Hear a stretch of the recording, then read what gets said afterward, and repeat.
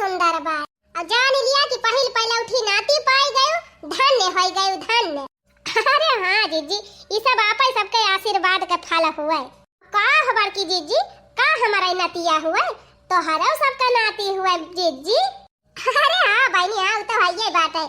तुम्हारा पड़ोस में है हमारे सबका हरदम दादी दादी को हराए और का जीजी बस थोड़ी बड़ा हुए दिया तिनकी चला लागे ना तो खुटपुट खुद ही अपने सबके दुआरी पहुंचा रहे। सही कहू ललका जीजी। अजानती हलालका जीजी हमार कलुआ जवन बा ना उगे दहरा का बाह गोदिया बा। अगर जान जाए ना कि इनके घरे नींद भर के दहरा भाबा वो तुरंत ही चला आए अब्बे। हां और रुआज खिलावे पहुंचा रहे रुआज। चला दखिन हां बहनी तब तो हमार नतिया खिलावे छुट्टी मिली रहे हम अपन तहारी करब और कल्लू भैया बैठ के खिलाई है। हां अम्मा सही कहू। अरे ता जीजी जैसे हमारे नाती भाबा वैसे जान लिया तो हरे नाती भाबा तो गौतू नहीं कौनो बढ़िया सोहर। छोटे मोटे पेड़ावा कदम काई लहरा लहरा करई महारा महारा करई हो। छोटे मोटे पेड़ावा कदम काई लहरा लहरा करई महारा महारा करई हो रामा वही पारा बोलै कोई लरिया तऊ बोलिया सुहावन लागई बोलिया सुहावन लागई हो रामा वही पारा बोलै कोई लरिया तऊ बोलिया सुहावन लागई बोलिया सुहावन लागई हो। अंगने में खड़ी है सासु तऊ बहुआ आरजा करई बहुआ आरजा करई हो। अंगने में खड़ी है सासु तऊ बहुआ आरजा करई बहुआ आरजा करई हो।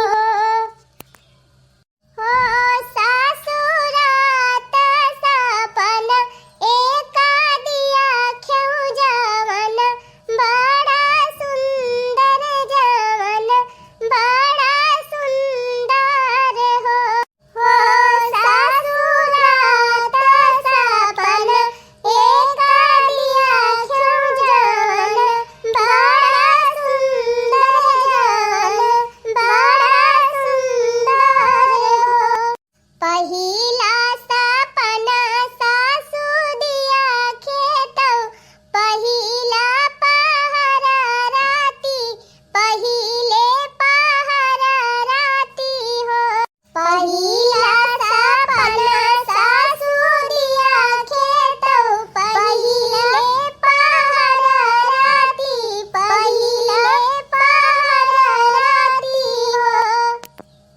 सासु कुआ मालाया माया मोलावाया अंगन बीचे उपजे अंगन बीचे उपजे हो। सासु कुआ मालाया माया मोलावाया अंगन बीचे उपजे अंगन बीचे उपजे हो। लिया हो चटकीला बहनी हम गाय दिहन सोहर अब दो चार लड्डू हमका ज्यादा खवाई। हां काहे नहीं जी। अरे मरी मैया रे बड़ी चालाकी है बड़की जीजी हमहु गाय दी हमहु दो चार लड्डू ज्यादा मिल जाए। रंग बरी से भीगे जच्चा रानी रंग बरी से भीगे जच्चा रानी रंग बरी से जच्चा की मम्मी चरुआ चढ़ावे अरे जच्चा की मम्मी चरुआ चढ़ावे अरे साजन की मम्मी खड़ी तरसे रंग बरसे साजन की मम्मी खड़ी तरसे रंग बरसे ओ रंग बरसे भीगे जच्चा रानी रंग बरसे ओ रंग बरसे भी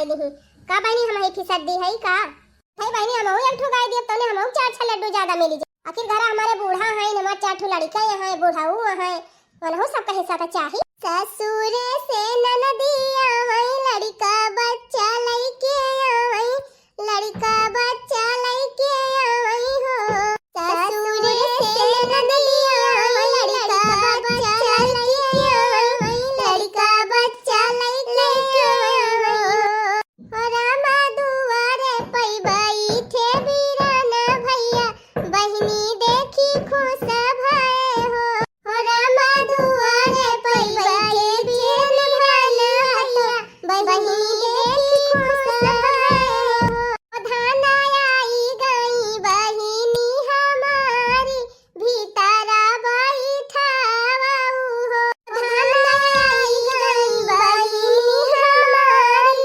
भीतरा बाई थावाऊ हो पलंगे चढ़ी भौजी बैठी ननदी से बतियावै लागी ननदी से बतियावै लागी हो पलंगे चढ़ी भौजी बैठी ननदी से बतियावै लागी ननदी से बतियावै लागी हो हे ननदी की मोरे भाई है लाला नावा की हमारे घर बियाह पारा हो हे ननदी की मोरे भाई है लाला नावा की मोरे घर बियाह पारा हो लिया हो चटकीला बहनी अब होएगा सोहर वहर लावा लड्डू अड्डू बाटा हमारे सब जाइए अपने घरे अरे काहे ना हो लड़का जीजी लड्डू ये खा लिया सठौरवा खा लिया हां और हमारे नतिया बढ़िया आशीर्वाद दिया सब जनी अरे चटकीला जीजी कहा नतिया जुग जुग जिए